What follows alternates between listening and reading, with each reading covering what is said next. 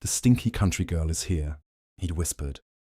Soft enough for the table to pretend they didn't hear. Loud enough for me to. I didn't flinch.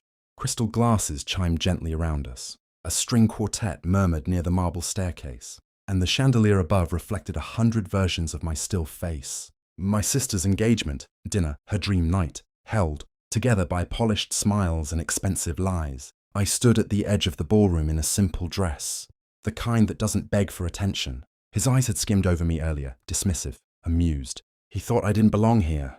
That was his first mistake. My sister caught my gaze from across the room, her smile flickering. She had heard it too, but she said nothing. None of them did.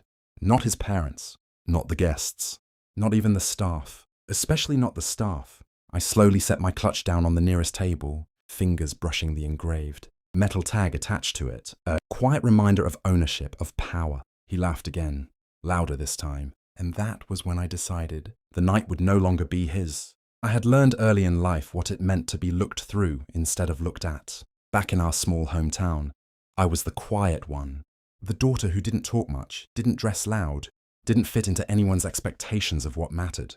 My sister was the celebrated one, soft laughter, perfect timing, always surrounded by attention. I loved her for it. I still do. But love doesn't always mean being seen. Years later, when I left for university, people stopped correcting their assumptions about me. They assumed I would return the same background character I had always been. Even my own extended family treated me like someone who had just got lucky with opportunity, not someone who built anything of her own. What they never knew was that I learned to observe everything. The way people speak when they think you're insignificant. The way power reveals itself in small, careless words. The way doors open for those who already look like they belong. So I stopped asking to belong. Instead, I built quietly, step by step, contract by contract, signature by signature, until even the places people bragged about visiting had my name buried somewhere in their foundations. And tonight, at my sister's engagement dinner, I wasn't the outsider they thought I was. I was the part of the room no one had learned to notice, until it was too late. The dinner progressed like a carefully rehearsed performance, each guest playing their part without ever questioning the script. I noticed how his family never asked my name directly. They referred to me as your sister's relative, as if I were an accessory someone had temporarily misplaced at the wrong table. When I spoke to the waiter, the groom's mother's smile tightened, polite but measured, like I had crossed an invisible line by existing too comfortably in her space. The groom himself made it worse without ever raising his voice. Every glance he gave me carried that same faint amusement, as if I were an unexpected stain on an otherwise perfect white tablecloth. When I reached for water, he leaned slightly toward his friends and murmured something I couldn't hear, but didn't need to. Their quiet laughter followed a second later, soft and sharp like glass tapping porcelain. Even the photographer seemed to avoid me, angling shots so I would be just outside the frame of importance. My sister tried to smile at me from across the room, but her eyes kept drifting away, as if acknowledging me too openly might disrupt the balance of her evening. And still, no one realized what was slowly happening beneath all that polished elegance. Because every insult, every dismissive glance, every careless word was being recorded in my mind with perfect clarity. Not for revenge, for timing. It wasn't the insult that changed everything. It was the silence that followed it. A pause too clean, too practiced, like the entire room had agreed I didn't deserve interruption. Explanation or defense. I watched my sister's fingers tighten slightly around her glass, then loosen again. A decision made without words. That hurt more than the groom's sneer. In that moment, something in me stopped trying to endure and started observing differently. I looked around the ballroom, not as a guest, not as a relative, but as someone mapping a system.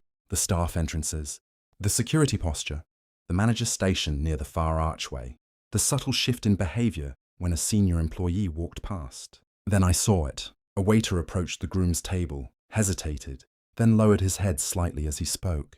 The groom nodded without looking up, still smiling at his friends. But the waiter's eyes flicked just once toward me. Recognition, not confusion, not curiosity. Recognition. And in that fraction of a second, I understood the truth I had been avoiding all night. They didn't just not know who I was. They were about to find out. Slowly, I placed my napkin down, smoothed my dress, and stood. Not in anger, in confirmation. I didn't rush. Rushing was for people trying to prove something. I already knew what I had built. I just needed the room to stop pretending it didn't exist. I stepped away from the dining area and walked through the side corridor where the lighting softened and the noise of laughter faded into a distant hum. A staff member straightened immediately when they saw me. Not politely, instinctively. That alone told me everything. I asked for the operations manager.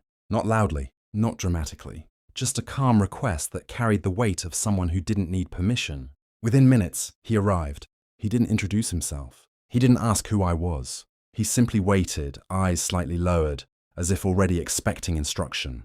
I checked my phone once. No hesitation, no emotional spiral, just confirmation. The engagement event file was already open. Booking authorization, financial guarantees, vendor hierarchy, private access logs, all of it tied to my corporate holdings, even if no one in that ballroom had bothered to read the fine print.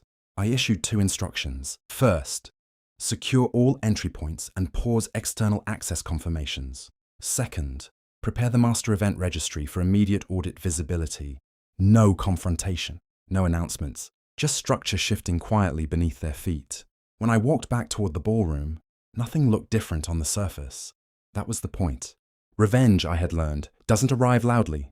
It arrives correctly. The moment I stepped back into the ballroom, the atmosphere hadn't changed yet. But the system had. A faint shift ran through the staff first. Headsets pressed subtly closer to ears. A few glances exchanged near the service doors. The kind of silent communication that guests never notice until it's directed at them. Then the lights dipped, just slightly. Not enough to alarm, enough to focus attention. At the far end, the operations manager appeared near the service arch, holding a tablet. He didn't announce himself. He simply nodded once to a senior coordinator, and that was all it took. One by one, subtle corrections unfolded across the room. Servers adjusting their paths, a pause in the music cue. The photographer, lowering his camera mid-shot, as access permissions updated in real time. The groom's laughter faded when his phone buzzed, then his father's, then his mother's. I watched without moving. Confusion replaced comfort at their table like ink spreading through water. A waiter approached, not with hesitation now, but with clarity.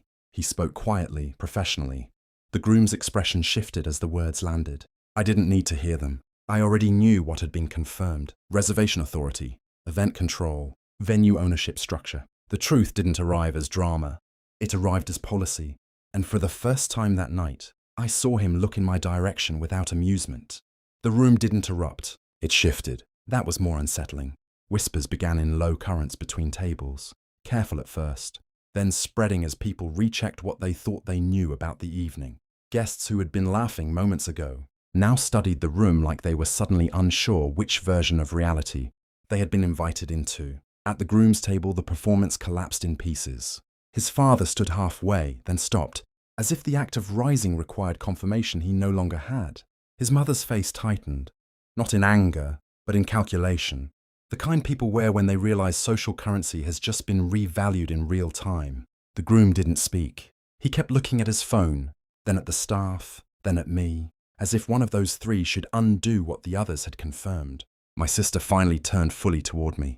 Not with joy, not with pride, with fear. And that was the part no one else saw clearly. The cost of being underestimated isn't just humiliation. It's the moment people realize they built their comfort on assumptions they never bothered to verify.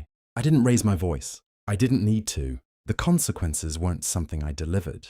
They were something they discovered. And in that discovery, every guest in that ballroom understood the same quiet truth. Respect is often only questioned when it becomes expensive to fake. I didn't feel triumph the way people expect it to look. There was no surge of satisfaction, no dramatic relief. Just a steady quiet settling inside me, like a long-held breath finally finding a place to rest. For so long, I had lived in rooms where people decided who I was before I ever spoke. I learned to shrink myself to make others comfortable, to stay soft so I wouldn't be called difficult, to stay silent so I wouldn't be called proud. Tonight didn't erase any of that history, but it stopped it from continuing. I looked across the ballroom one last time. The music had resumed, but it felt different now. Less like celebration, more like careful recovery. People would remember this night not for the engagement, but for the moment their assumptions lost value. My sister would face questions in the days ahead. The groom's family would reconstruct their pride in quieter rooms, trying to decide what they should have noticed earlier. And I would return to my work, To my world, to the life I built where respect is not requested, it is recognized. As I turned toward the exit, no one stopped me. And I realized something simple, something permanent. The loudest revenge is not destruction. It is clarity arriving too late for anyone to undo it.